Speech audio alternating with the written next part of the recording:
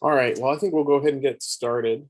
So welcome to Lab Safety 101. We're going to be talking about safety culture and soft skills.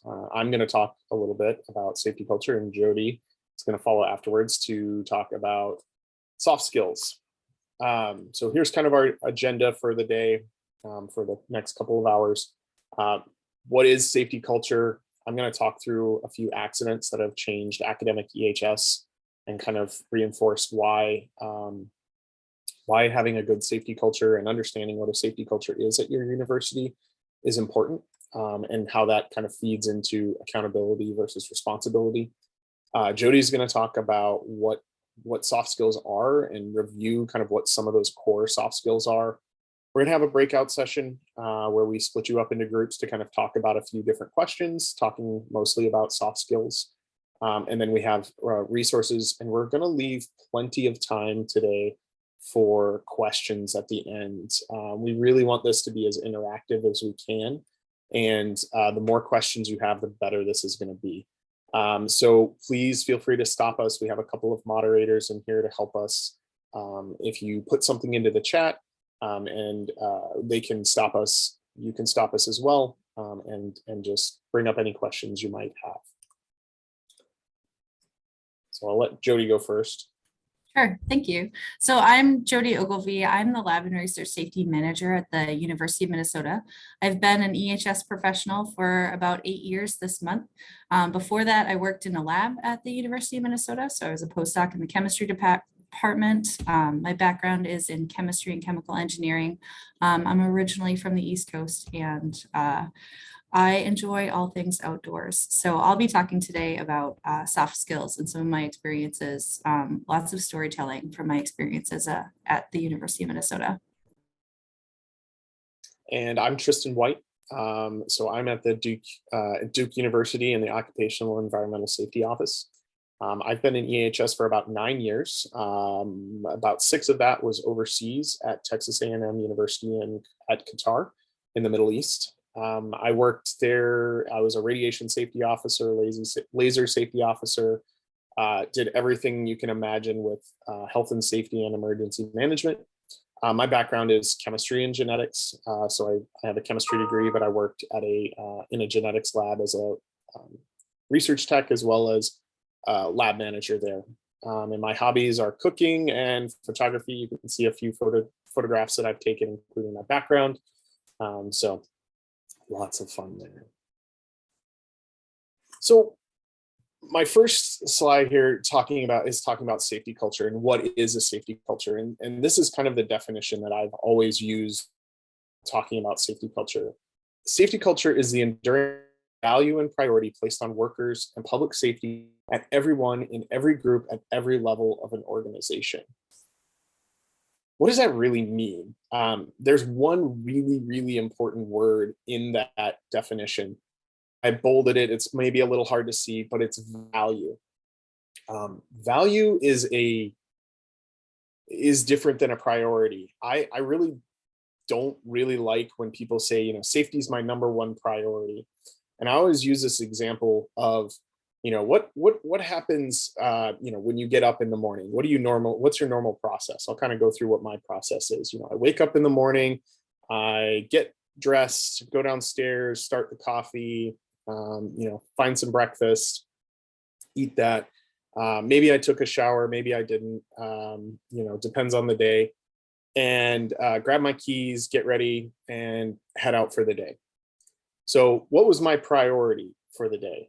Well, maybe it was coffee one day, maybe it's getting a good shower the next, maybe it's breakfast, maybe not. But what was my value there? Well, everybody has to get dressed before they go out, right? That's something that happens no matter what. I had one student one time I gave this presentation who said, no, that was not his priority or is not a value, but that's a loose example, but a value is something that just doesn't change. It's something that is always done no matter what. And safety should be a value. When you work in a lab, when you say safety is your number one priority, what happens when you get to, you have a project that's due in a week and you have 2 weeks worth of work? how do you manage your priorities then? Is safety going to be your number one priority still? I would argue that a lot of times that is when you're going to have an accident. That's when something is going to go wrong, is because you are trying to rush through and finish things up, and your priorities are going to change. If safety is your values aren't going to change. They should be the same day to day, no matter what you're doing and where you are. So, who is responsible for creating a safety culture? Everyone. That is probably the most important thing, is that it's anybody at a university. They are the ones responsible for creating that safety culture. When I worked overseas in Qatar, one of the big things is oil and gas. And so we worked and had contact with a lot of big oil and gas companies, and talked to them a lot about, how do they do things and how is that different than at an academic university. And one of the biggest things that I always found there was they really care about a lot of things that universities would look at and be thinking that's too small. So one of the things was, you would get written up if you walked down the stairs not holding the handrail. It's something small, but who all has slipped and fallen down the stairs? If you don't say you've fallen down the stairs at some point, you're lying to yourself. So they look at those things as really important, because those are the things that affect everybody's day to day. If you slip and fall down the stairs, you're not going to be able to work. If you break your leg, you're out at least a few days, hopefully longer than that, but you would be out for a while. The same thing for doors. There are door signs in one of the buildings that I went into, and it said, knock before you go through this door. And every single person to a person knocked on it and waited and then went through the door. Even though it took an extra 10 seconds of their day every time they walked through that door, they took that 10 seconds to make sure that everybody there was safe. And that kind of leads into the next point, is that the values of the group shape the attitudes of the individual. If you allow those little things to slide, those are the things that show that, well, maybe I'm paying attention to these details. Maybe we have this policy, but it doesn't get enforced. That's, that leaves some slack in there for people to say, well, maybe I don't need to follow that safety rule. Maybe I don't need to do this. Those sorts of things. If people hold each other accountable, that will increase your safety culture. If you don't hold those people accountable, you're starting to set yourself up for maybe not the best of safety cultures. I see the time in chemistry labs that have somebody who does bio work in that chemistry lab. They don't have another biologist or bio person to keep them honest. They tend to be the ones where you worry about the bio stuff going on there. The opposite is true. If you see a chemist in a bio lab, you better be paying a lot of attention to what's going on, because they don't have another chemist there usually to keep them honest. So when should safety be practiced? 24/7, all day, every day. You shouldn't just walk out the door and forget about safety and forget about keeping safe. Neither should the people that work there. So this is one reason why I use this as kind of my definition in my talk about safety culture, is because it should be your core value. It shouldn't change just because you've left work. And where should it be practiced? Obviously, everywhere. If you're going to do it if you're going to be safe, you're going to practice safety 24 hours a day. That means it's going to be everywhere: the office, the lab, the classroom, the home, the highway, all of those things. So where can you get some information about what is safety culture should be? This APLU guide for implementing a safety culture in our universities is from a few years ago, but it is really, really helpful, especially if you're at a small university. Maybe you're the only one who's doing safety, or you only have a couple of people who are in the safety department. This is a really great place to start. And one of the biggest things in there are these suggested core values of safety. And you'll see they're very similar to what I had in my definition of safety culture. But safety is everyone's responsibility. Each institution should commit to providing a campus environment that supports the health and safety practices of its community and empowers the community to be responsible for the safety of others. A safe campus environment is a right of employment for all categories of employees. A safe campus learning environment is a right of all involved in education and research. I think that sums everything up, that it should be something that is throughout your university. Good science is safe science. Safety is a critical component of scholarly excellence and responsible conduct of research. I know that ACS has started to require in some of their publications that you have to include how you have handled safety. I wish that was more common and more widespread, because I think that's a really important thing.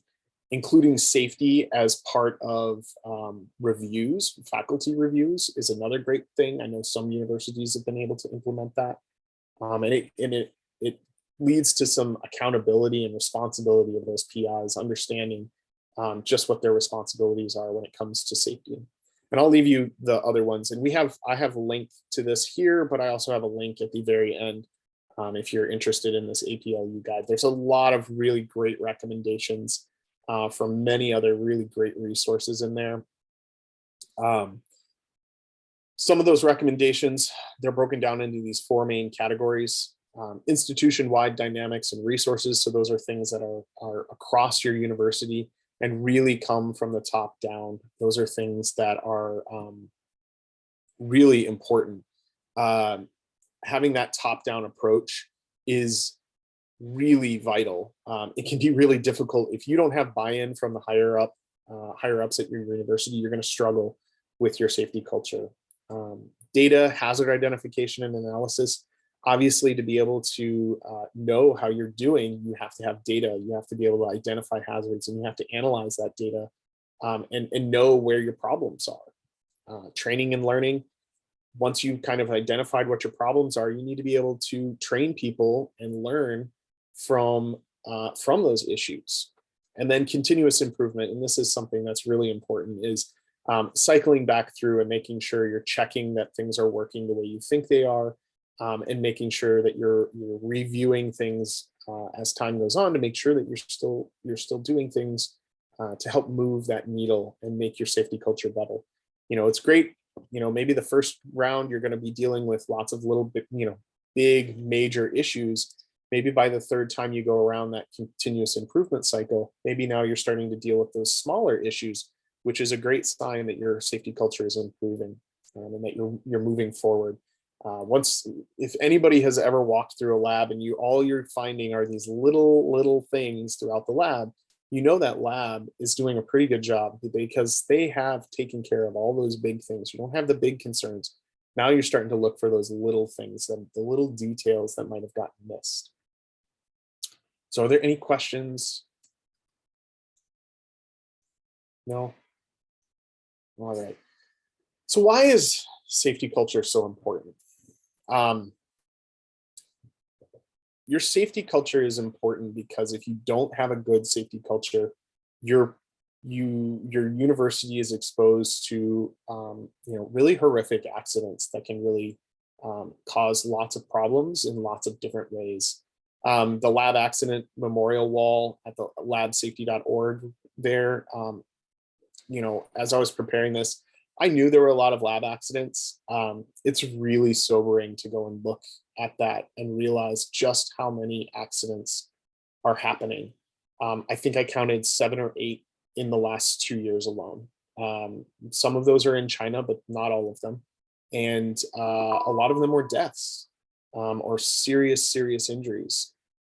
2009, Sherry Sanji at UCLA is probably the one that shook up environmental health and safety at universities the most. A lot of things happened after that accident in 2009 and really started changing how things are dealt with at universities and how much attention is paid to safety in the lab. Sherry was working in the lab.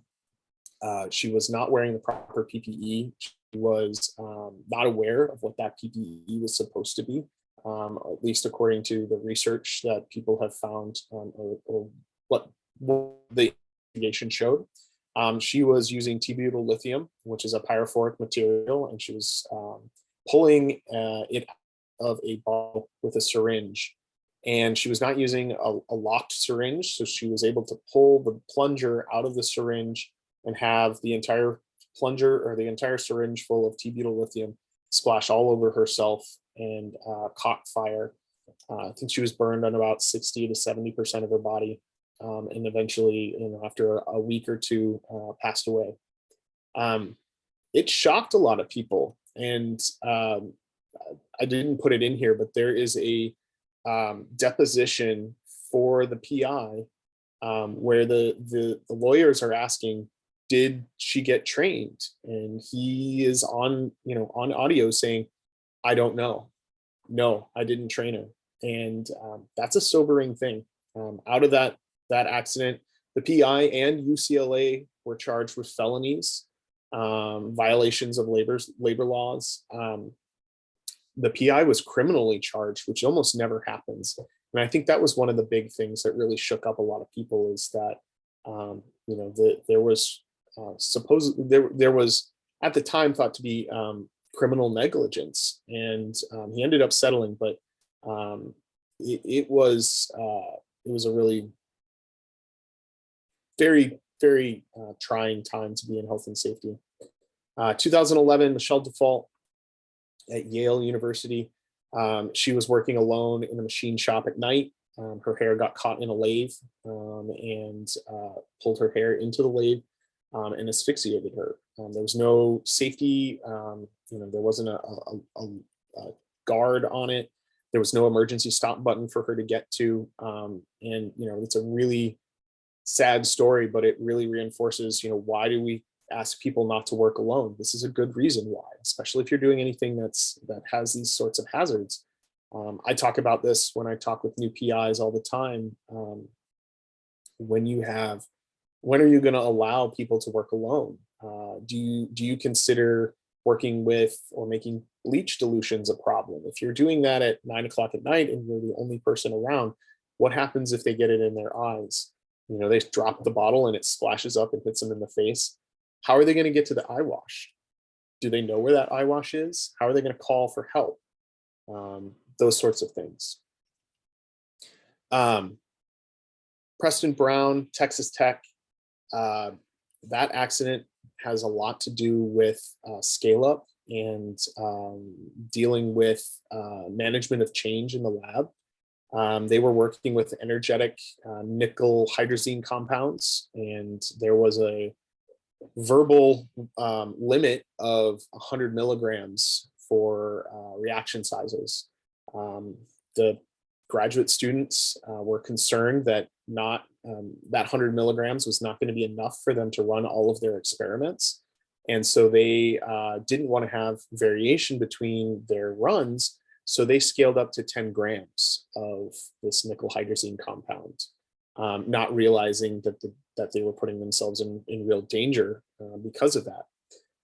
There is a good overview of that accident in the the Chemical Safety Board. They have a really great video that I have linked in the resources. That's about 30 minutes long, that goes through some of these accidents. But that one in particular, the graduate student Preston had his safety glasses on at first, but then stepped away to do something and put the safety glasses on his head.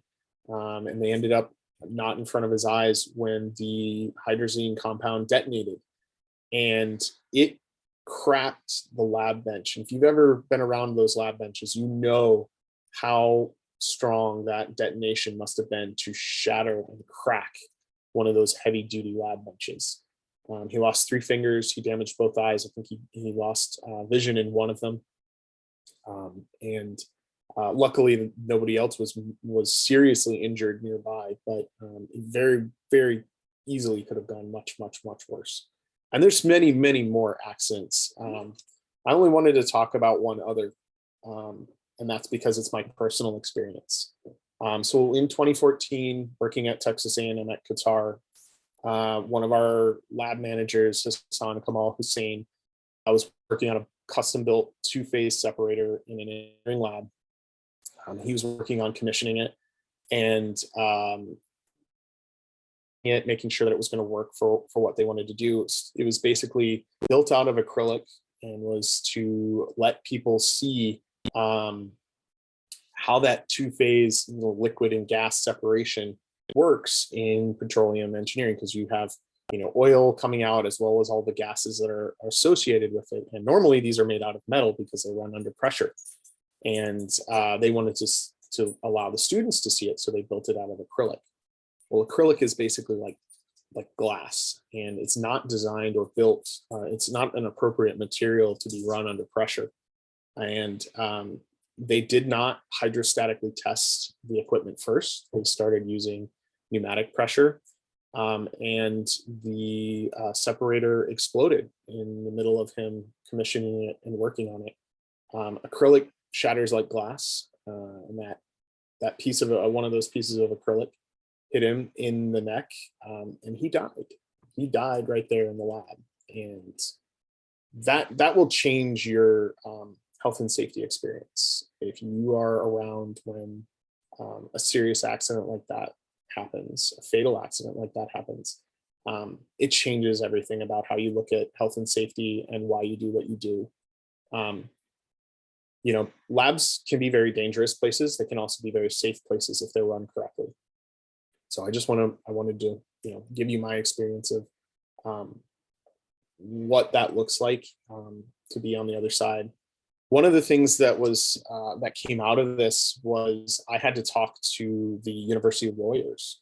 Part of our purchasing process was that we approved all equipment orders. We pretty much approved any order that came in, which was great that we were able to get eyes on a lot of things that were coming in. I signed off on the purchase for all of the acrylic for that separator. Now, in that purchase, they just said they were buying pieces of acrylic. There was nothing in there and nothing in our process at that time that said that they needed to declare what they were going to do with it. Let me tell you, it's a sobering experience to sit in front of a lawyer who has a document that you've signed and approved, that led to, and the eventual equipment that was built from that led to somebody's death. That was a very nerve-wracking experience for me. And it kind of brings up something that the other thing that I wanted to kind of talk about with this is what is accountability versus responsibility. I was responsible for signing off on. I was not accountable for the work being done and for it to be done properly. That all falls to the PI. It's their name on the lab. It's their name on the money. They are ultimately accountable, and I think a lot of PIs forget that. New PIs might understand it, but as people go on in their experience, they forget that they're ultimately the one accountable. I think that the PIs that were involved in that project were surprised that when it came to the legal aspects, they had very few questions for the safety office, and they had a whole lot of questions for them and for the company that they had used to build that equipment. So I just that's kind of my talk on why is safety culture important. It's an important thing because you don't want these big accidents to happen at your university. It will change everything about everything you do. So here's some of the resources that I've got. The APLU guide is on here, and we'll send you a PDF of all of this afterwards, so you'll have these links. The memorial wall is on there. The video and experimenting with danger, and the Texas Tech kind of case study and talking about it from the Chemical Safety Board. If you've never looked at their stuff, they have really interesting videos, and they talk a lot about things that are mostly industry and industrial types of things, but there's a lot of things that can be really interesting for academic EHS as well. We don't deal with things on those scales typically, but you can learn a lot from that. And then there's a safety culture YouTube or a safety culture webinar from BioRaft talking about how to deal with safety culture and things you can do for that. Tristan, I will just jump in very quickly. Yeah. I actually put in those links in a chat. So perfect. Excellent. So you've got the links there. Just be aware when we close this, if you haven't copied them out, you won't have access to them until we send out the slides. But that should be pretty quick here after the whole course is done. Anybody have any questions? Any comments? I know that was like 25 minutes of me rapidly talking at you. Apologies. But I wanted to make sure that I got through what I needed to get through and make sure we save you some time at the end for you all to go through and talk with each other, because I think that's going to be the most important part. Okay, I'm going to stop my share. And actually, before I get to soft skills, I am going to pick up where you left off really quickly, because I have kind of an interesting safety culture story to share as well, and that transitions really well. So when I started in my position right now in May of 2014. Right. And in June of 2014, we had a very large lab accident at the University of Minnesota. And it was in the chemistry department. And the head of the department at the time was Bill Tolman. And Bill Tolman was one of the people who helped author the APLU guide to implementing safety culture. And that came after the explosion. But one of the things that I would add to safety culture is how, that I view as a good characteristic trait of a group that has really great safety culture is they're willing to share lessons learned and they're willing to do it transparently. And so when that accident happened,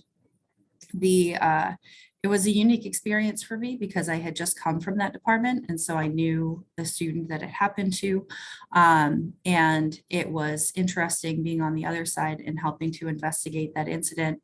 And one of the first things that happened was a picture of the demolished fume hood was tweeted out. It was sent from the student that it happened to a friend who released it on Twitter, and it was kind of everywhere. So everyone knew about the explosion, and no one really knew the details. And Bill Tolman at the time was incredibly amazing in terms of wanting to share what happened immediately. And so they did an investigation, they discussed everything. And then we essentially, meaning EHS, partnered with the chemistry department to share it nationally. So we did a CSHEMA webinar with the EHS department and the chemistry department head.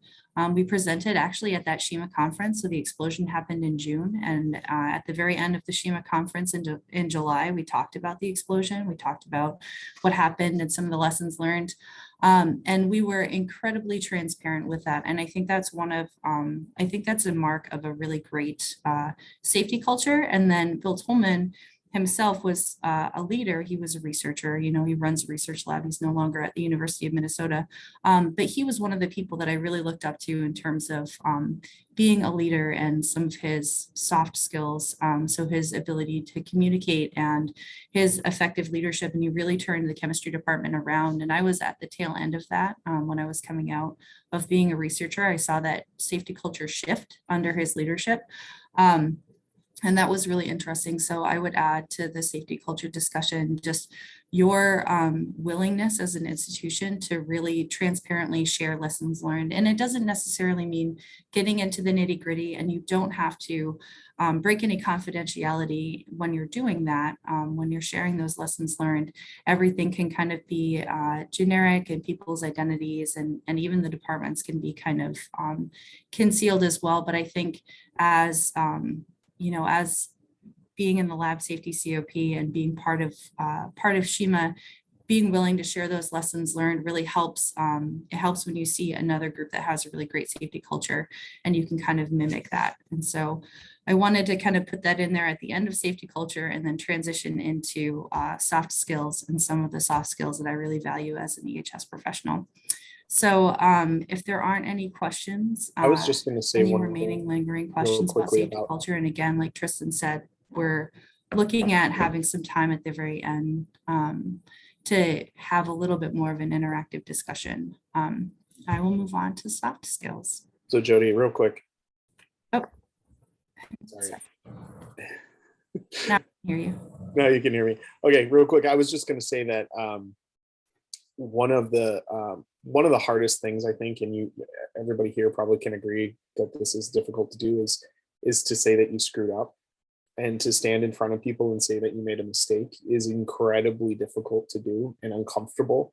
And if you can do that, it shows like just what Jodi said. Like if a department is willing to stand up and say, we had this happen and we had a mistake, and we're going to learn from it and tell people about it so they can learn from it. That really shows leadership, and it shows a real respect for the people that they work with, and that they really value safety, that it's not just a priority, that it is a value, that it's something that they want to make sure that everybody continues to uphold. So when you see people standing up and saying something where they screwed up, applaud them for it, give them give them praise, make that something that's done at your university, because it's not a universal thing. It's hard to get the administration to agree to it a lot of times because they don't want to look bad. And I think they're more worried about that sometimes than the other side, the flip side of that, of how does this look in terms of them being honest and straightforward and open, and really valuing learning from mistakes. So. Yeah. Okay. So moving into soft skills. I'm going to start out by talking about what are soft skills. So soft skills are defined as personality traits and behaviors that determine how you relate to and work with others. So in contrast to hard skills, which are technical competency and IQ, soft skills, or more EQ, emotional quotient, are often related to emotional or empathetic side of human behavior. Some common examples of soft skills that are used within the EHS profession, and then also valued just within kind of the market in general, are communication, listening, teamwork and collaboration, integrity, and negotiation and conflict resolution. So one of the things that you might be asking yourself as well, we're safety professionals. We're supposed to know things. We're supposed to have technical competency. Why do I care about soft skills? And I like to say, or I like to frame this conversation around the fact that lab safety professionals are often influencers. So I know that word gets thrown around a lot, but if you think about it, oftentimes people that do research safety and lab safety don't have direct authority over the areas that we serve. So we are not the boss of any of the people that we serve. We can't do performance management or performance improvement plans with these people. We often do inspections, and we kind of have to influence their behavior. And in some cases, we have to influence it beyond compliance, right? We're not necessarily looking for bare minimum compliance. We're looking for best practices. And so the way that we influence that behavior is through trust and collaboration.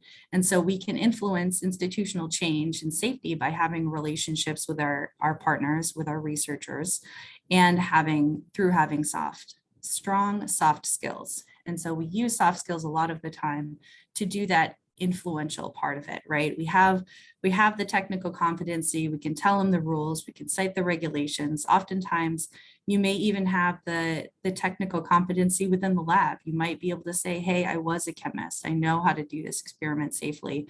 But you're not necessarily going to get anywhere unless you use some of those soft skills. And we'll go through those today.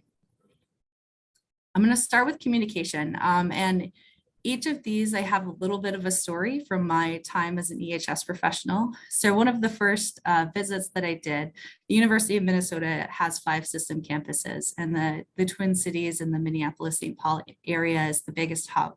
And we have a lot of small campuses around the state. So one of the first times that I visited one of the smaller campuses, the EHS professional that met us there told me, we call you guys seagulls. You fly in, you make a mess, and then you fly out and you leave us to clean it up, right? And so it was then that I realized that we weren't necessarily welcome there, and not often viewed as helpful, right? And the main EHS office, I should say, is on the Twin Cities campus. So we're on what they like to refer to as the mothership. So the first part of this communication that I want to talk about is building trust within your safety organization. So building trust among the EHS professionals that you work with.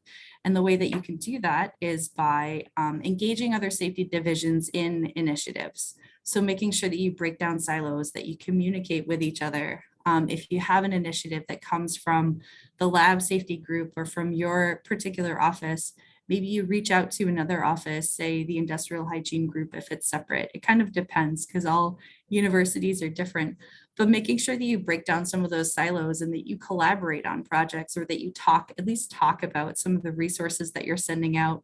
Nothing is more frustrating than seeing a posting that comes from the EHS office and it's from another division that you didn't know anything about, right? So making sure that you solicit feedback on anything and then keep everyone in the loop. Another piece is engaging other system partners. So if you happen to be part of a system where you have, multiple campuses across your state or across your area, or even other smaller locations in your same area, making sure that you keep them in the loop. Don't assume that a program document or a resource that is written for kind of the main area, the largest area, actually covers the smaller system locations as well. And so making sure that it's kind of ubiquitous across the university if you're the biggest part of the EHS group, right? Reaching out to others. And then always welcome constructive criticism and feedback. And so one of the ways that the main campus here has engaged our system partners is to have regular meetings with them. The pandemic helped, right? Because now it's more common to meet virtually, but we visit the locations. So we know the locations, we know kind of what challenges they might face, we know their unique challenges. And then we also invite them to give us constructive criticism on anything that we are helping develop. The next piece is communication with researchers. And this was another eye-opening experience for me. As a brand new inspector, I was met with the comment of from a researcher that I was inspecting. One of my first inspections on campus was, she asked me, what are you going to tell me that I'm doing wrong that I didn't know about this time? And so from her perspective, the EHS office just made up rules, and we came around to do inspections and we told people they were doing things wrong when we got to the inspection part, right? They didn't know about it ahead of time, so they couldn't work on it and make sure it was correct, or they seemed to be kind of, they didn't make sense. The changes that we were asking for didn't make sense, right? So one of the communication things to do to build trust with your researchers is make sure you keep them in the loop. So utilize communication tools like websites, newsletters, emails, et cetera, to keep them up to date on safety initiatives. And this also goes for sharing lessons learned or sharing near misses, making sure that you keep that open communication line with the researchers that you serve. Also allows them to ask questions back, right? So them hearing from you might get more from them, which ultimately ended up happening in my case. Include them in developing solutions to safety problems. So if something comes up and you have kind of a systematic issue or a new initiative that's coming up, make sure that you communicate it out to researchers and that you ask them for feedback on possible solutions to that problem. And then in that feedback loop, right, making sure that you get their feedback on especially some of the bigger solutions. So if you're investing in a new safety management system, or if you're redeveloping your website, having testing groups of researchers really helps. And it helps to kind of communicate what you're looking for and then asking them, is this what you need from us? And don't just invite like your best labs or the people that you collaborate the most with. Invite the people who are your loudest critiques, like who give you the loudest criticism, right? Who complain about the systems the most, because those are the people, if you win them over, then you'll have a solution that is probably going to be good for the rest of the university, and it might stick, or the rest of the program. So those are going to be the people that give you that really valuable feedback. Within communication, making sure that you have clear and concise communication. So as safety professionals, we tend to use a lot of safety jargon or compliance speak. So not everyone knows the acronyms. Coming into the safety world from my research world, the first couple of weeks, my head was swimming in meetings because I had no idea what anyone was talking about. And I came from a field that also had a lot of acronyms. So, and the reason why is because it allows people to really focus on the meaning of your message and not having to decode it first. So it's not like they have to find the key and open the lockbox to get to the core message that you're trying to figure out before they can even answer the question or kind of help solve the problem. So by eliminating that first part, it allows you to kind of get your message across in a really easy way. Talk slower, and then have multiple ways of explaining a solution or a problem. So we work in a really diverse kind of universe here in universities, and having the ability to kind of explain something multiple different ways to someone who may not understand the problem, and not even just from a situation where English might be their second language, from a situation where they just didn't experience that safety requirement at a university or at another place that they happen to be trained in, right? And to kind of validate or to verify that they're understanding you, incorporate knowledge checks into your conversations. So instead of saying, hey, do you think this will work for you? Ask them, how would you apply this solution in your lab? Or what type of solution do you think would work for this particular problem in your space? And then having them kind of work through it with you helps you verify that they really understand the core of what you're asking them to do. Another really important piece is bridging cultural differences. So understanding how actions and words can be viewed through different cultural lenses. And this is something that I really advocated for in my staff. Here on the University of Minnesota campus, we have an international student scholar services group that do cultural workshops. And what that is they help kind of educate people at the university on how different cultures view different actions or words or things like that. So again, this kind of speaks to understanding that a handshake might not be the same, and maybe we don't shake hands anymore, but a handshake might not mean the same thing, or people might not be comfortable making eye contact for specific cultural reasons. And it doesn't mean that they're not engaged in the conversation. It might just mean that they're in their culture, it means something different, right? So making sure that you really truly understand those differences and that we can kind of bridge those gaps and make sure that they also receive the same kind of care and the same help with their safety needs. And then again, like I mentioned before, understanding differences in programs across universities. So we always like to start with a baseline of expectations. So here at our university, here are the things that we do, and then build from there. And if there are questions about that, why is this regulation a problem, in this particular state and not my previous state, then we can kind of talk about it, but you're at least starting at that same baseline. So again, starting from the same base level, eliminating compliance and speak and jargon, and making sure that you have multiple ways of explaining a problem or explaining a solution to someone, and then doing that knowledge check to make sure that they really understood what you were talking about. And that also goes for presentations too. When you're giving safety presentations, making sure that things are organized, clear, concise, and that you have some sort of knowledge check at the end to really talk about it. The next part, and it kind of goes hand in hand with communication, is listening. So one of the best ways to show respect for someone is to show them that you're actively listening to them. And for this, it gets a little bit hard because so many of our people do so many wonderful things. But in order to really connect with your researchers, listen to what they do. So ask them, what research do you do? Like what type of research do you do? What are the hazards involved? And in that story that they tell you, you'll be able to find out everything that you need to know. But it also allows them to really talk about something that they're passionate about.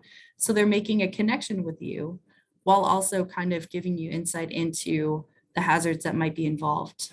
Asking them what their facility is like. So buildings may differ, the age of buildings, they may differ in that one facility might have great engineering controls and one might not.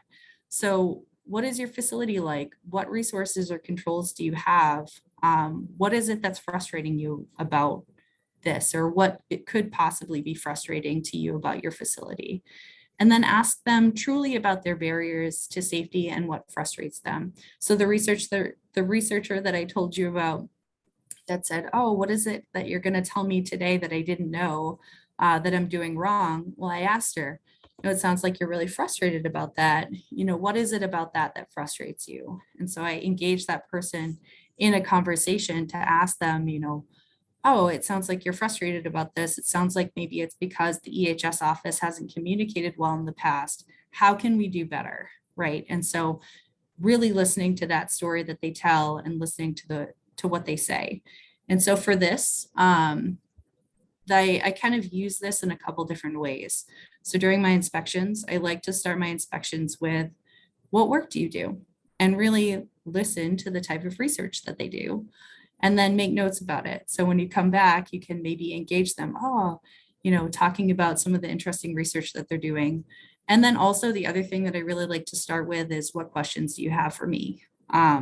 Because truly in my visits, I find that if they have the ability to ask me questions and they get answers, then they're going to ask me more questions. They're going to come to me or they're going to email me because they know that I'm willing to listen to their questions and try to help them with answers. And that's before the inspection even starts. During incident investigations is another point in time that it's really important to kind of listen to people and to listen to their stories. And so for that, I usually start with, tell me in your own words what's happened, and then just let them stream of consciousness tell you. Because if you start with a checklist, it's going to get really intimidating. But if you allow them to tell you the story, they'll probably fill in your checklist as they go along. So allowing them to talk uninterrupted about what happened, and then show them that you're listening to them, and really be engaged with what they're saying.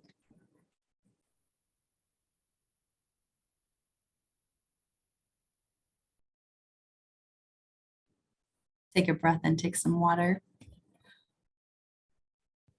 From there, I'm going to move on to teamwork and collaboration. So if any questions come up, feel free to put them in the chat. Otherwise, we'll have a decent amount of time after our breakout session to really talk about some of these things. So for teamwork and collaboration, one of the best things that you can know is to know your safety network at your institution. So know the people that are in facilities and administration. And the reason why is because those people tend to not necessarily change as fast as your researchers might change. So they don't change out like graduate students or maybe even lab safety managers do. They're the ones that are kind of around and they know some of the historical problems.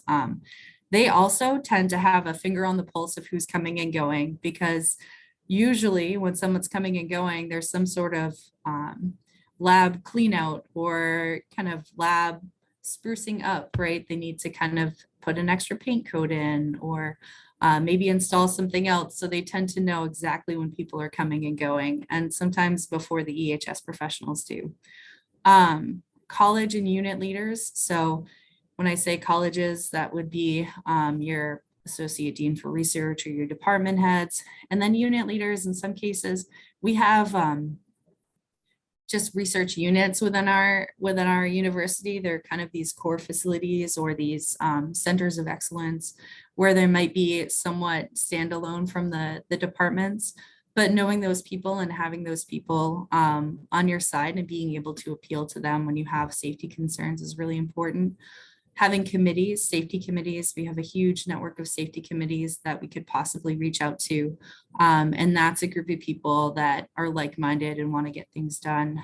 And then in some cases, it's knowing your business and finance people, because those are people who know where the money is coming from to get some of these solutions.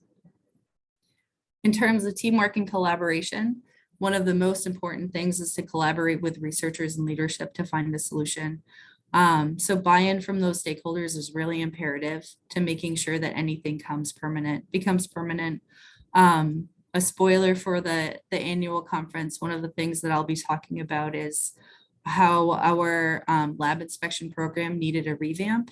And we took that program, rewrote it, and then put it in front of our Research Compliance Council, and we put it in front of our research associate deans, and we asked them to review it, and we asked them for approval of it, essentially. So the EHS professional is looking for approval from the researchers that we serve to make sure that it seems reasonable for them. And then if you have buy-in from that group, the researchers really feel like they're involved with that process and they feel like part of a team. And we also involve them in looking at our written programs and things like that to make sure that you have that buy-in and that you're not kind of looking at it just from the safety side of things and not from kind of the people on the receiving end, I guess.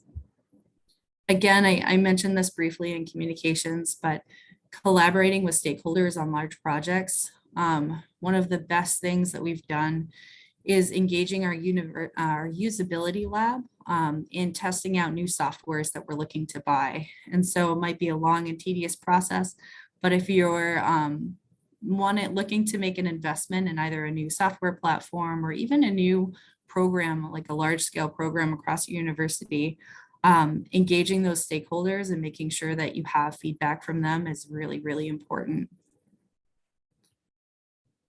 And then also with your other EHS professionals too. So it's not necessarily just your researchers, but it's also people throughout your kind of the EHS divisions.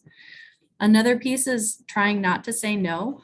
I know that this can be hard sometimes, but as EHS professionals, we never want to be seen necessarily as the wall, right? Because then people won't tell us what they want to do because they're just going to assume that we say no. So they would rather do it and ask for forgiveness, right? And so what we try to do, or what I try to do is I don't necessarily say no, but we talk about, we do a hazard assessment and we really talk about all of the things involved. So lay out the facts and give them space to kind of make a choice. So one example could be, and I think Tristan, you gave me this example, but someone says, well, I want to use a respirator, for this process.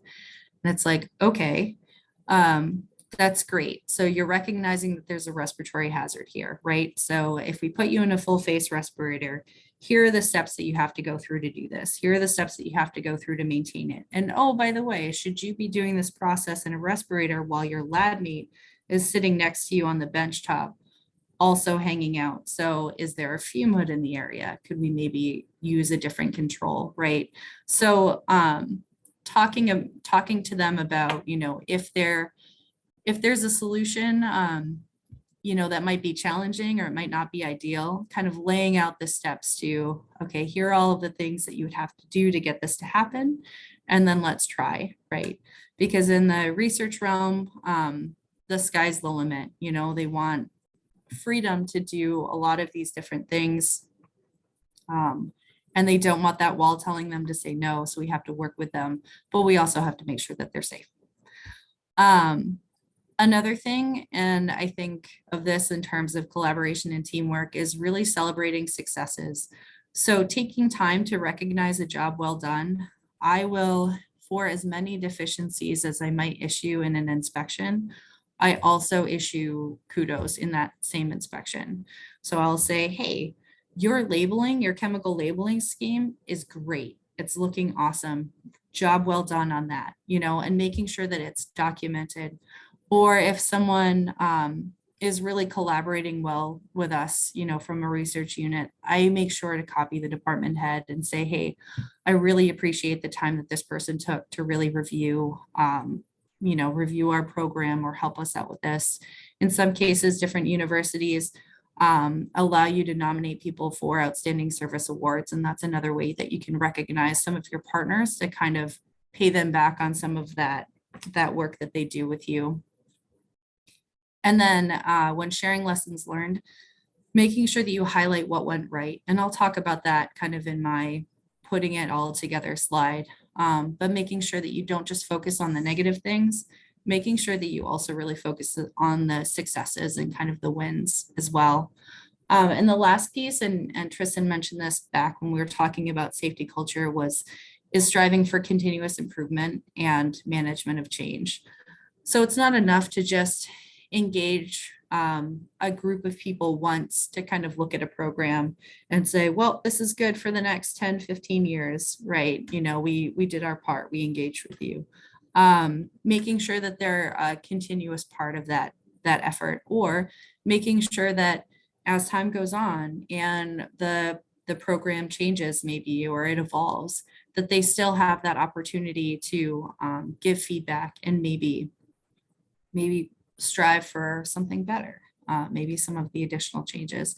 So making sure that the collaborations and that teamwork is not just a one and done, making sure that you strive for continuous improvement, and that you also have some sort of management of change process so that that can evolve with, you know, who the new players are.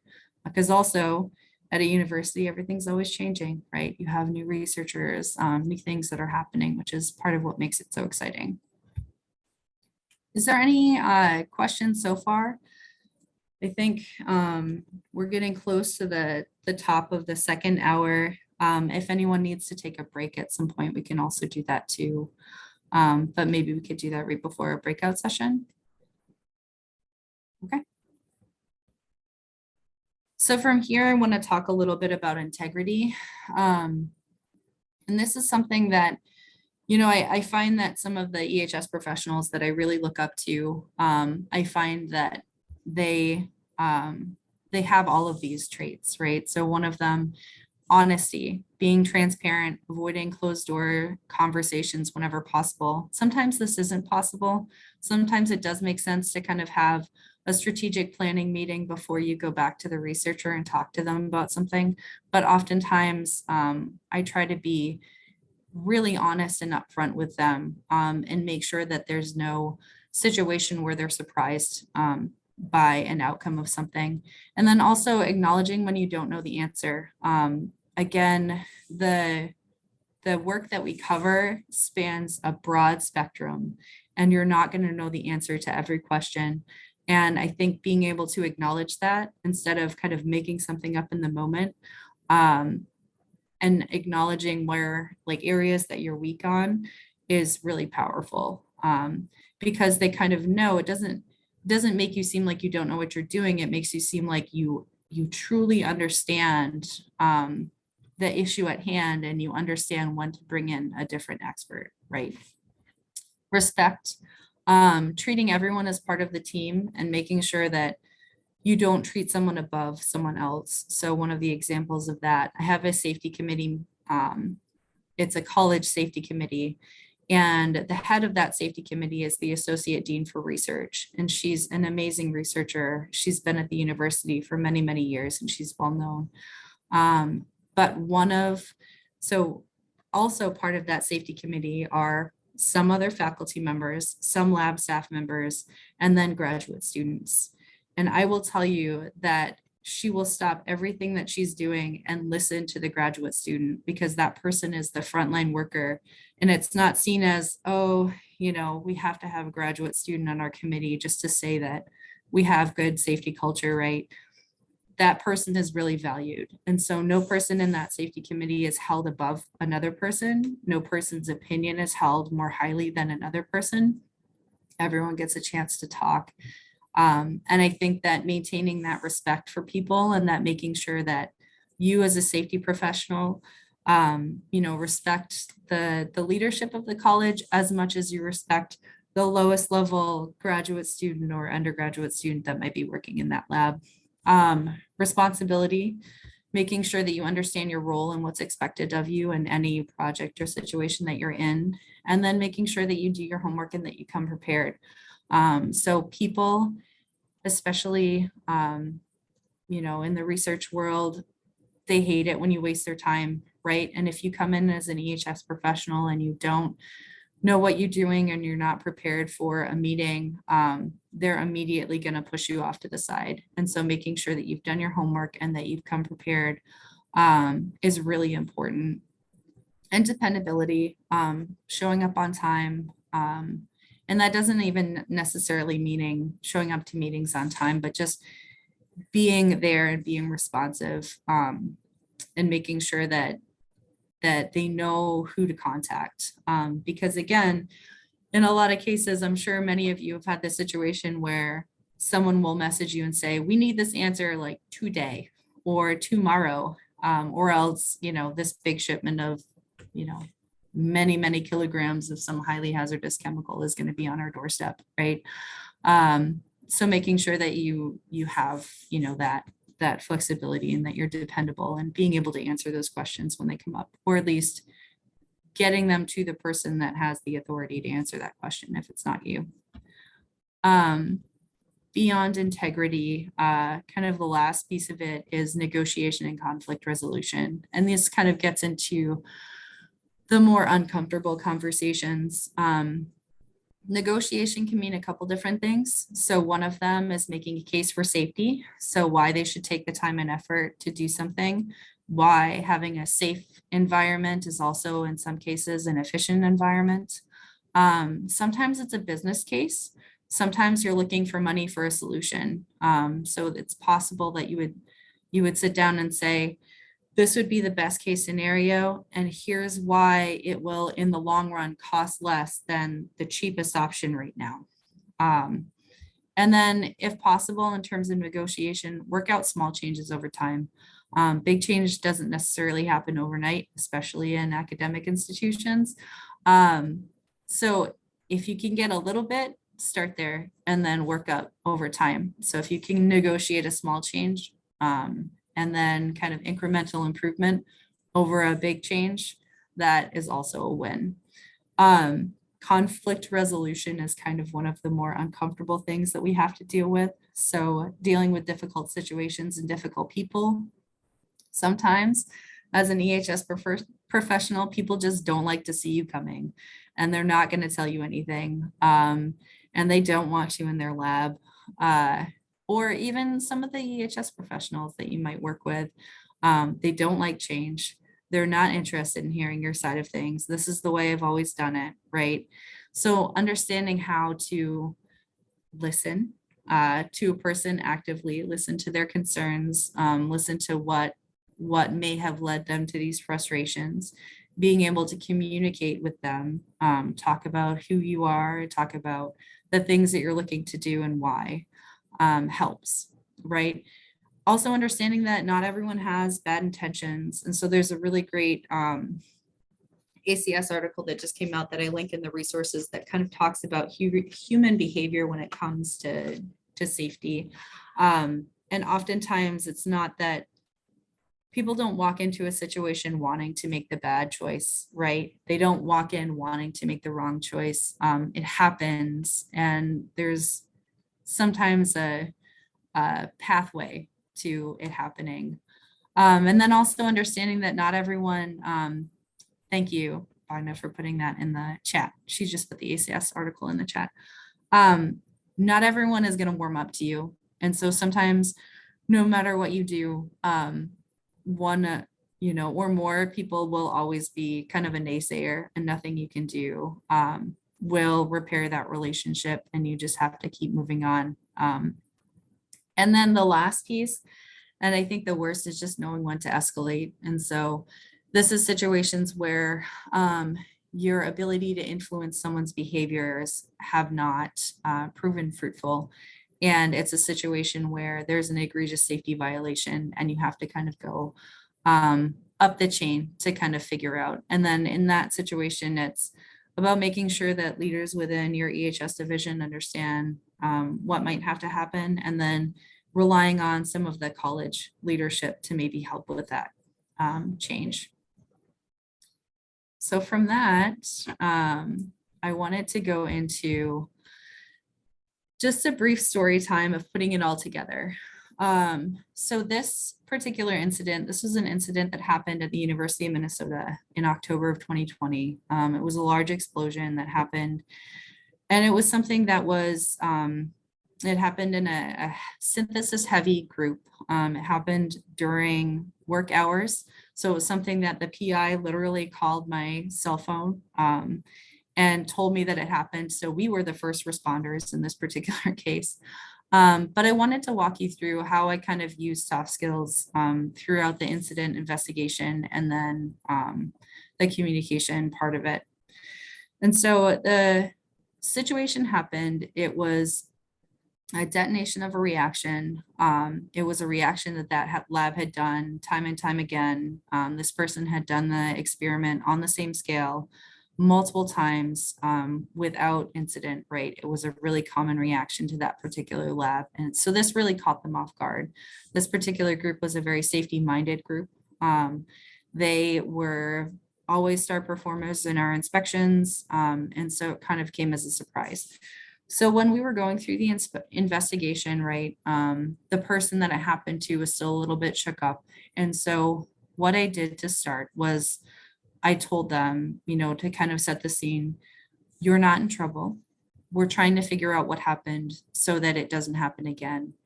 You did the right thing by seeking medical care. You did the right thing by, you know, using the PPE and using your controls. So tell me what happened. And so what I did was I allowed this person, and actually we talked to 3 people. We talked to the individual that was running the reaction that detonated and the person that got injured. And then their 2 lab mates who were kind of still in the room with them. So we just had them go through it. Tell me exactly what happened. And we wrote down stream of conscious what happened. And then within that, we kind of filled in our checklists, right? We filled in things like what they did to minimize the risk of an incident happening, what they did to minimize the severity of something. And we really listened to them. And then from there, we kind of, after we pieced together what had happened, we worked with the research group, so with the student involved and with the faculty member, and we talked about some corrective actions. And this was a hard one because, you know, from their perspective, this was a reaction they had done dozens of times and without incident on the same scale. So there was no scale up. The only possible situation was that the chemical that they used, one of the catalysts, was new, right? So it's possible that the catalyst being new could have set off a more vigorous reaction. So in that situation, we talked about what potential corrective actions there could be. There was some negotiation there because we didn't want to go overboard with our corrective actions. It wasn't like we were going to say, never do this reaction again, because it was something that was proven time and time again to be safe. But we had to set some boundaries, right?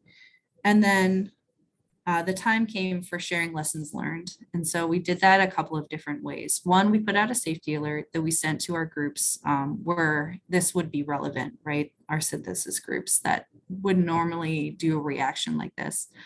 And the other piece, and the piece that really took a lot of trust from this group, is I was allowed as their safety partner to share it during their annual department safety training. And so I walked into their department safety training. We talked about the incident. Everything was held anonymously in terms of the group that it happened to, the person, even gender. Everything was held kind of anonymously.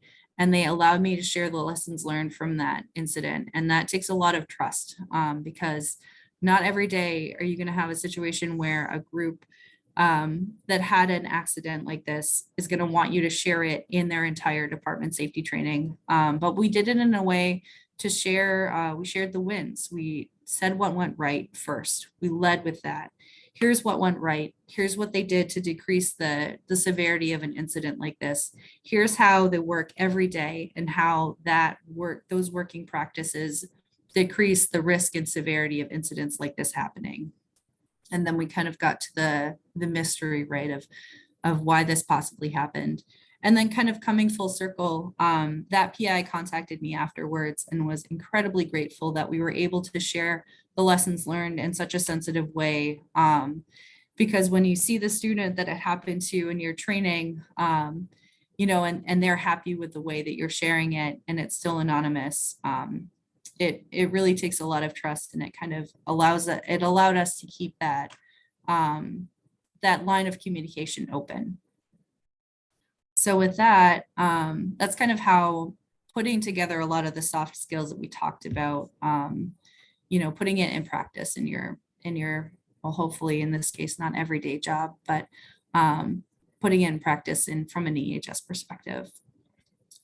So at this point, we have our breakout session. So I'm thinking maybe it makes sense to take maybe like a 5-minute break. And then we'll come back at, well, it's 2:15 Central Time. So is it 3:15 your time? 2:15, 3:15, quarter after whatever hour you're on. Yeah. And then we'll come back and we'll separate out into a breakout session. You'll be assigned to random groups and we'll go through that, the prompt.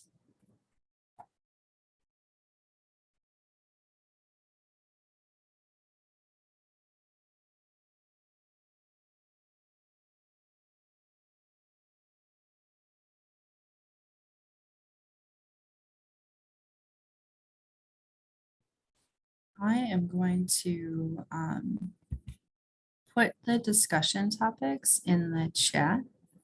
And I think you might be able to access those when you go into your rooms. At least I've seen that successful in the past. I think that's correct. All right. So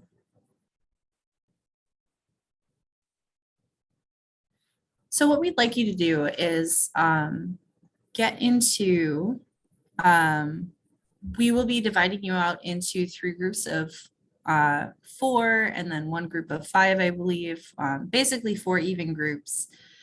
And we'll be talking about soft skills, really. So in these groups, we'd like you to discuss, each of you to share one success where you felt that a soft skill strength helped you build or solidify a relationship, a professional relationship, and then share a failure where the lack of a certain soft skill really damaged a professional relationship or reputation. And so kind of some of the soft skill wins and some of the soft skill loses.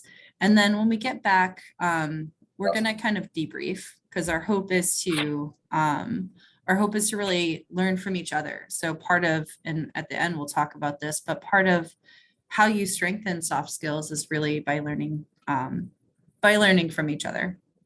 And so if I think our CSHEMA office is going to divvy everyone up into groups, and then feel free to get into those groups, and then you can kind of nominate a spokesperson to share that debrief.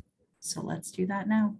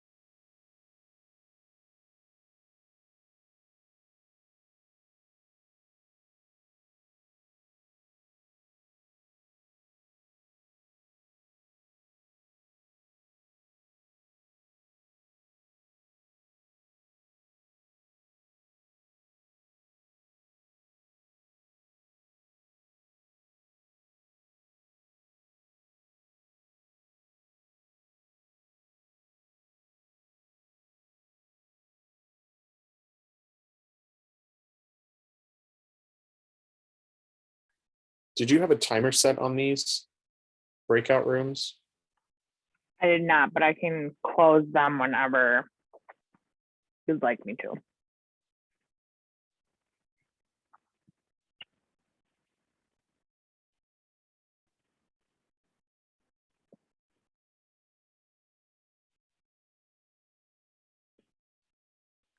Did you catch that, Tristan? No, I got kicked out and reloaded for, Uh. I don't know, my internet's being wonky. I thought that you froze there for a second. I can close the rooms whenever you'd like.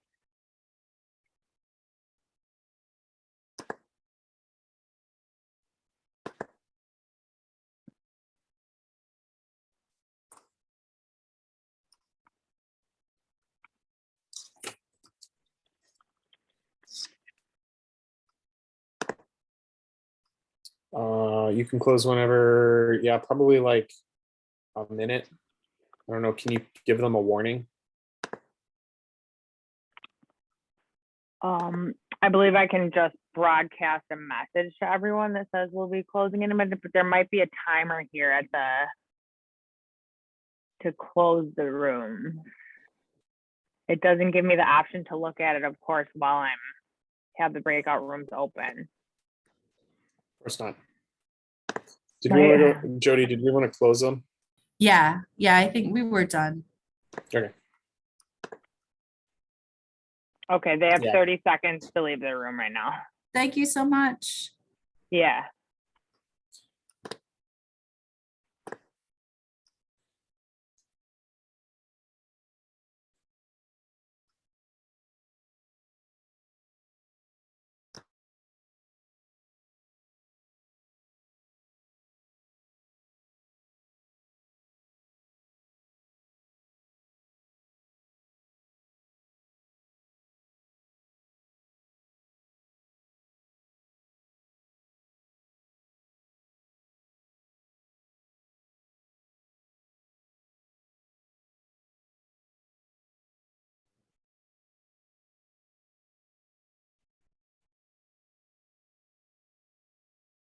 I think the only question that I have in terms of taking turns sharing is, do we know what breakout rooms people were in? I did not screenshot the thing that popped up. I have a list. Okay. So room 1 was the room that you were in, Jodi, Okay. and Why don't Well, I start then? And then we can kind of go from there. Does that sound good? Okay. I took notes, but if anyone in my room, so I had Yelena, Connor, Bart, and Matt. If any one of you would like to speak up, feel free. Otherwise, I took some notes, so I'm comfortable with sharing. So I will I'm going to share my screen again really quickly because that has the prompts on it.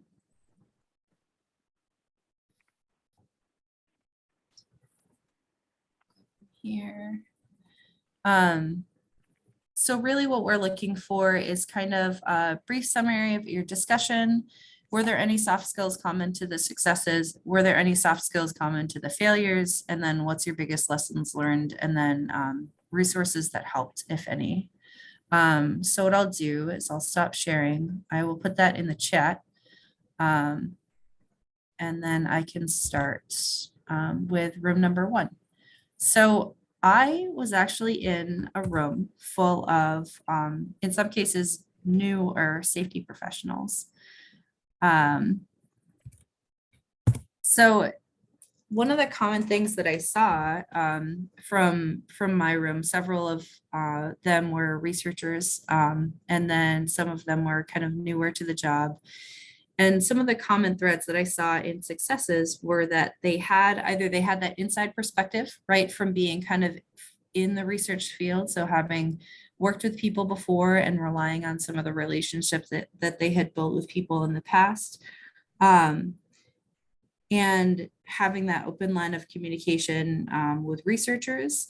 In some cases, you know, they were seen as experts in their field by the researchers. And so kind of getting to know them, getting to know the hazards in the area, and then kind of providing some of that commentary. And then also another one that I really liked was, you know, there was mention of talking to everyone in the lab. So talking to the PI, the lab manager, the students, all the way down to really get a feel for kind of what they did and developing that relationship too, and kind of understanding their needs.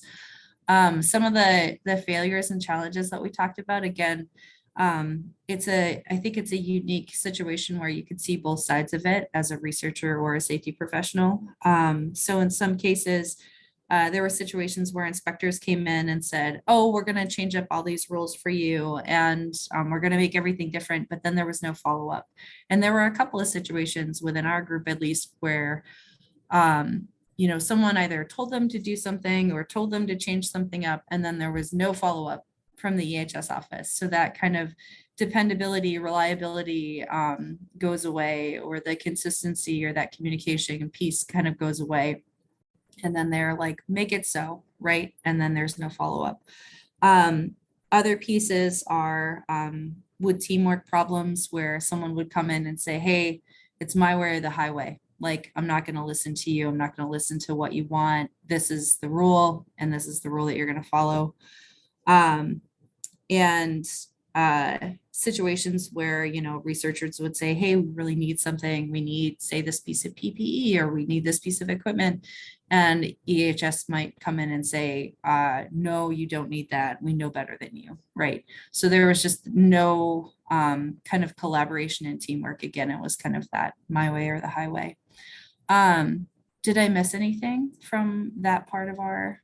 I don't think so.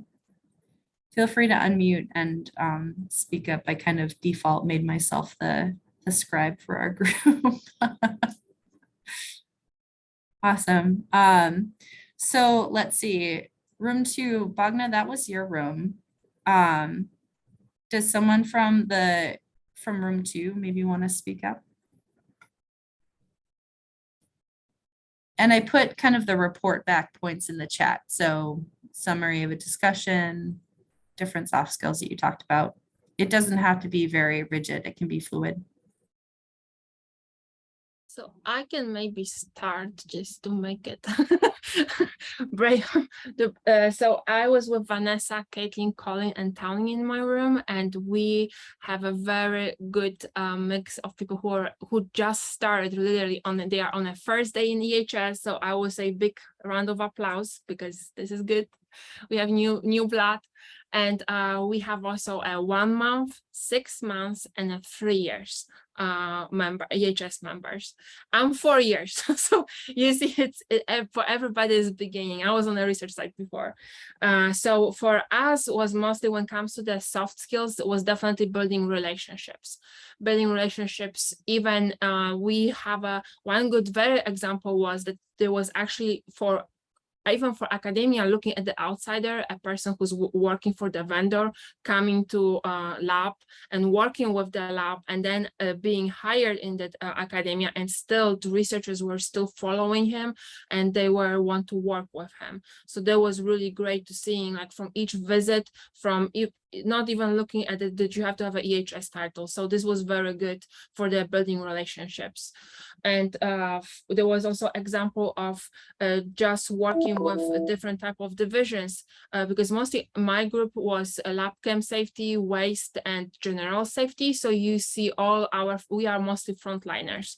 So we are very often on a campus. So every day we're meeting different folks, because it can be undergrad, can be graduate student, but it can be also a facility member. And when it comes to those negatives, I think the biggest lessons was just about listening. And but I see also that how all of us have the part that we want to just learn how to make it better next time. So not let's say being on looking at the sad side or negative sides is like why I'm here, why I'm doing it. It's mostly what I can do to learn, and even participating in this workshop is a very good start. And resources that help, I think I think maybe I will look at the team, what they think, but I think it's like just chatting between EHS members online, different workshops like CSHEMA have it, different sources when it comes to different pages. If anyone from my team wants to jump in, and I want to excuse immediately Caitlin because she doesn't have a mic, she has a chat. So if you can just add something to everything, my team, that will be awesome. Okay, so I think I kind of rounded up. I think you did a really good job at that. That was good. I was group 3, so I'll go ahead and report back since it seems like we're the ones who are doing it. Way to lead us off, Jodi. I was trying to get somebody in my group to take over and do it, but I'll step in. So I had Charlie, Kristen, Caleb, and C. Seifert. I didn't catch your actual name because I'm sure that's your username. We kind of had very, very similar conversations about a couple of people who are fairly new, a couple of months in, and so are working really hard to build those relationships and to do those things. As far as failures, you know, trying to stick to the regulations too much maybe was one thing. I talked a little bit, and I don't know, Jodi, I can't remember if you actually touched on this or maybe in a minute, but the trauma of hearing the same question over and over again. You may hear it from one lab, you know, 15 times over the course of a year, but maybe it's not the same person. And so really keeping that in the back of your head that like, you might hear this same question 1,000 times, but this might be the very first time this grad student is asking you, and how you respond is going to dictate how your relationship with that person goes for 3 or 4 years, maybe 5 or 6 years, depending on how long they're there. And so just keeping that in mind and being aware and being really conscious of how you go into those conversations. You know, it goes along the lines of always talking about the regulations and not realizing that gray area, or not working with that gray area. You know, do you need to get that lab clean up all of those old chemicals? Yes. Are you going to get them to do it and be compliant tomorrow? No, you're not. And if you try to make that happen, they're not going to do it. And you're going to have the issues of how do you get them to do it now that you've ruined that relationship or put it back a few steps. So that was kind of what we kind of talked about.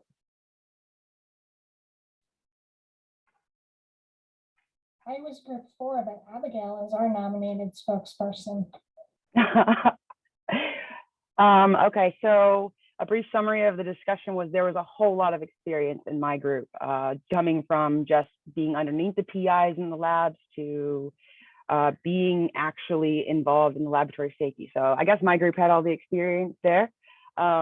But the summary of it was listening. Was there a soft skill that was common to your successes? The answer to that question is everybody kind of went along the same lines of listening, going slowly, respecting the workers. It does help to have a science background and research aids. It helps to understand the acceptable risk that some of the faculty members or the researchers are aware of. They've been doing it for a while.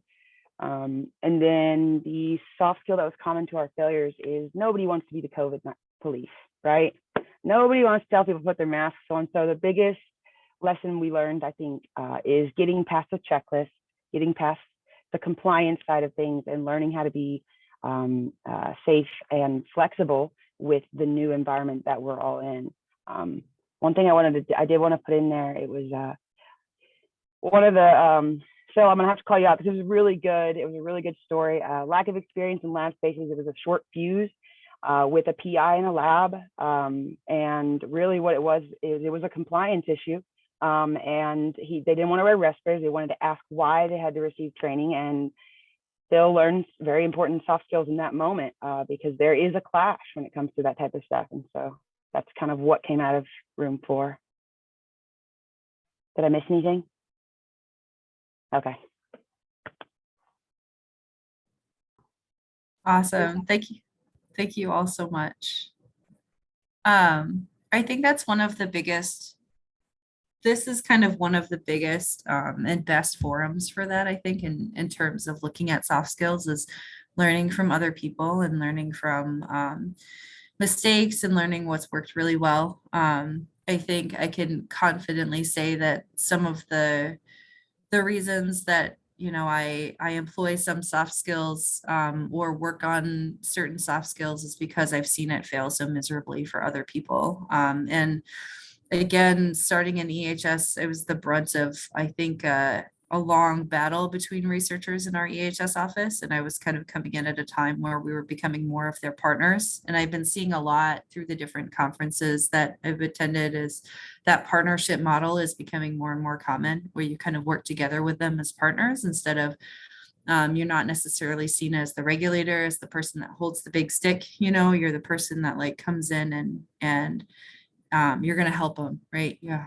And so I have a final slide, and then I would really like to open it up for just open conversation. But my final slide, let me get back into presentation mode here, is just how to enhance your soft skills. So some of the ways you can do that are observing traits of a respected peer or leader. So whether that be in your own institution, so having a mentor in your own institution, someone that you really look up to and really respect. If it's not in your own institution, maybe it's within CSHEMA. If you're a member of CSHEMA, if you're a member of another professional organization, looking at someone that maybe comes to conferences a lot, or someone that you really like kind of their vibe, or some it's not necessarily their technical skills that you're admiring kind of their presence or their leadership, looking at that and seeing what is it about them that you really admire, or that makes you you know, drawn to that person, and then maybe emulating that.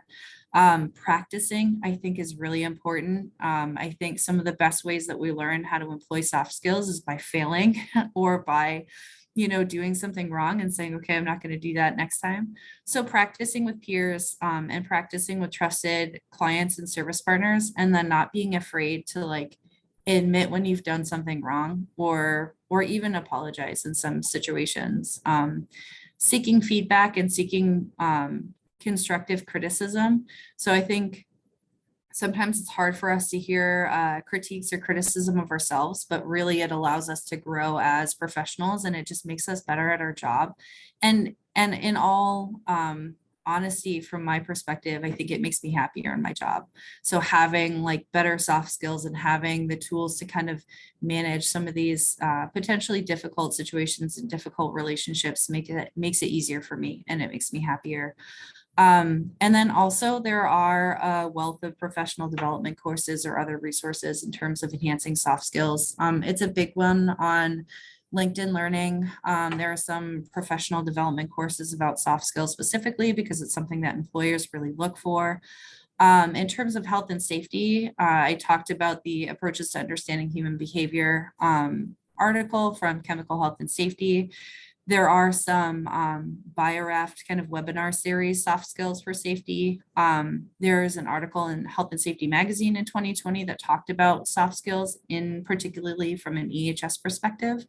And then they also have a podcast that goes with that. So there are a couple of opportunities in terms of soft skills within EHS, and then just general soft skills kind of for the workforce. And then I wanted to take this opportunity to kind of advertise the fall symposium for CSHEMA, because it's a symposium on storytelling. And I really find that storytelling is a huge tool that a lot of people learn to kind of get at least some of the training and the communication across. And even within teamwork, it's another tool that people use to kind of influence behavior. So with that, I'm going to stop sharing, I guess, so we can see each other if you'd like. And if there are any questions that questions or comments or experiences that people want to share, I would love to hear from you and not talk. I have a question. So there's been an increase in research reports and all this other kind of data into human behavior, human factors, and soft skills, right? So do you think that there's room to implement just straight up human behavior safety management, or are we like, are we addressing the other area of when you do have to come into a conflict, right? And similar to what Phil's story was, is like, okay, now how do I handle that? Because I've been practicing my soft skills. It's a great question. I looked into like behavior-based. Is that kind of what you're talking about? Yep. Like behavior-based sort of safety. I looked at that when I was working overseas, and I was at a very small university. And even in that sort of small university setting, I was really overwhelmed and daunted by how much work and how much like detail was going to need to go into something like that. And that's what it really needs. You really need to like be able to go and observe what's happening and take that and learn from it and then give them what they need, and like constantly doing that. I think that's really difficult to do in a large university. Now that said, there's pieces of it you could absolutely use. Any of that human factor stuff is very, very, very helpful. Realizing that human error is, if you read that McLeod article, that's what it's all about, and it's awesome. It is a really, really great article, and talks a lot about exactly this, about what you're getting at. Kind of final frontier, or it's like a new frontier for safety professionals, isn't it? Yeah, it is. I think in industry it's easier to things because you're able to you have such a more narrow scope maybe than in academia, where we're trying to do a whole lot across a whole wide range of things. But that said, you still can do it. It can be done. Every university focuses on things in a different way and makes those things work and do really awesome programs that I look at and I'm like, I would never be able to get that done here, just never. And I'm sure there are things that they look at Duke and go, wow, how did you do that? And it just, it's, maybe it's just getting past that fear of failing. But yeah, I think it's out there. I think it's a great opportunity for people to run with it. So do some research and then come present at CSHEMA. Okay, thank you for answering the question. I appreciate it.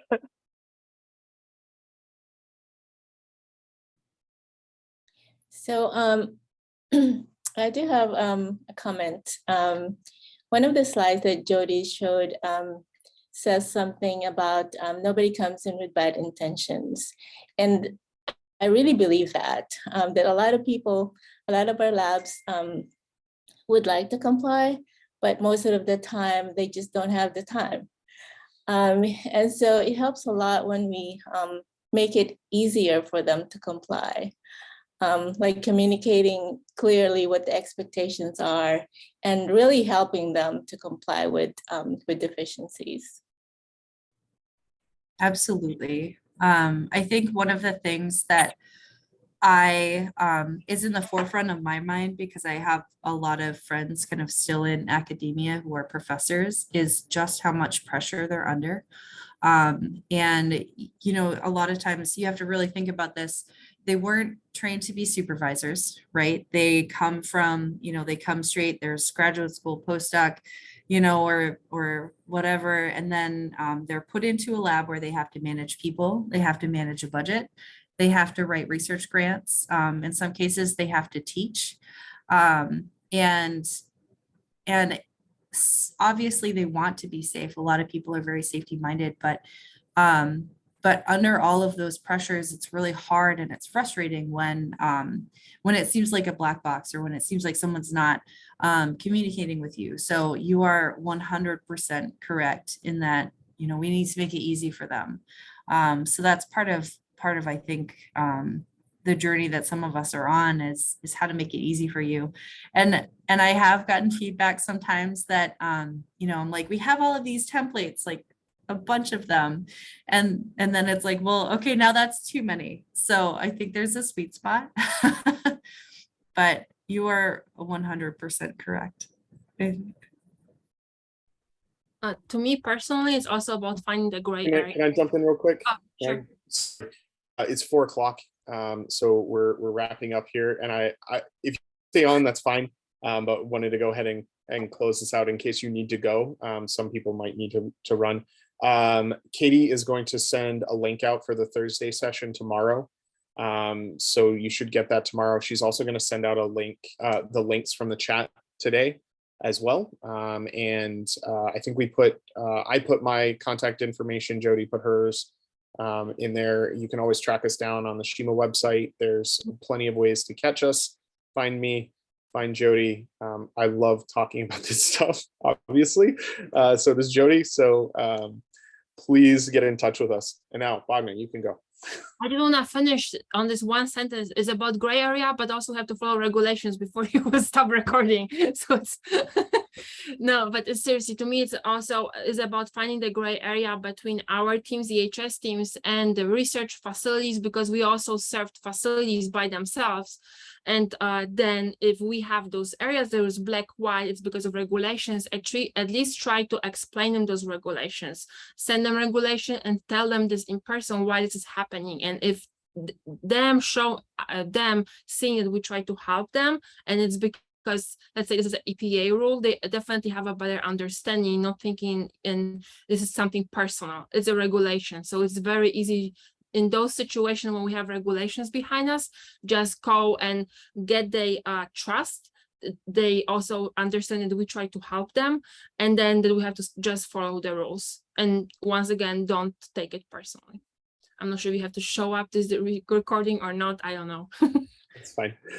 I use one example of kind of exactly what Bogdan is talking about, of like, why are we doing things and what are these regulations and why is it important, is vacuum flasks in the lab, right? Like they're everywhere. They have who knows what in them, and you know, they're always not labeled, right? Always. There's never a label on them unless you've been through the lab like in the last 10 minutes. What I usually can get people to understand a lot of times, like, okay, label it with what you think might be in there. Do your best job, because it's going to be a difficult one. Like, I don't expect them to change the label every single time that they use it, because that's just not going to happen. Put a disposal frequency of like, okay, we're going to get rid of it every week or every month.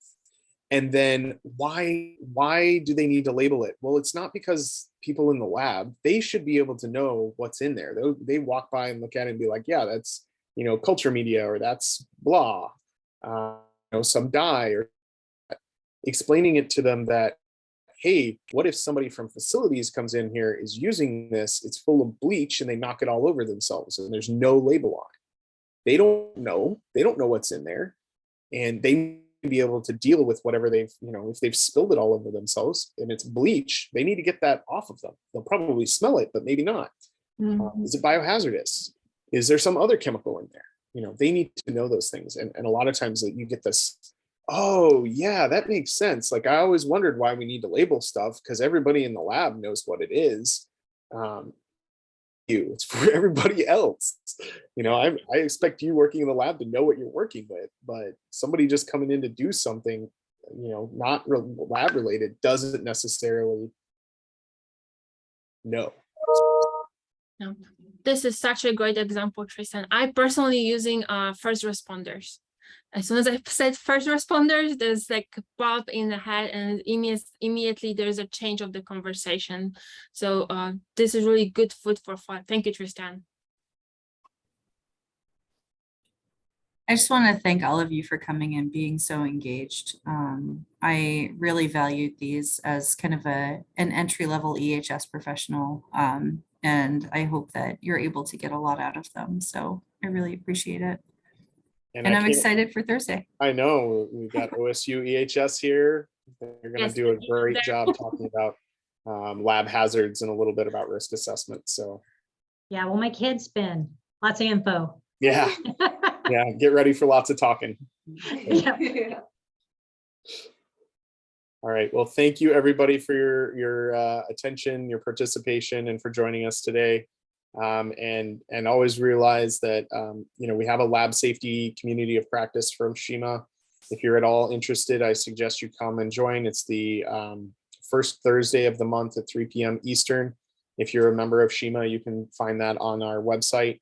And we get together for an hour and just talk about lab safety stuff, a lot like this. Any questions you have, concerns, you know, problem that you've come up against, we love to talk about it. That's what, you know, we're big giant safety nerds over here. So that's what we love to do. So, all right. I appreciate everybody's time. Thank you so much. And thank you so much, Tristan and Jodi.